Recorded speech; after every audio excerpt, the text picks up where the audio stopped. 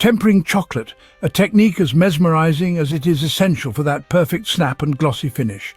Ever wonder why some chocolates shine like polished mahogany while others look dull? It's all in the tempering. Start by chopping high-quality chocolate into small, even pieces. This ensures it melts uniformly.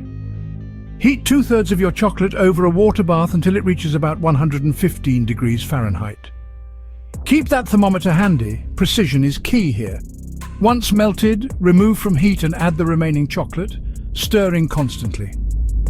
This process, called seeding, helps cool the mixture down and introduces stable cocoa butter crystals. Continue stirring until the chocolate cools to about 81 degrees. Now gently reheat to 88 to 90 degrees. This is your sweet spot where chocolate behaves best. It's now ready to mold or dip, transforming into those glossy treats that snap with a satisfying sound when broken.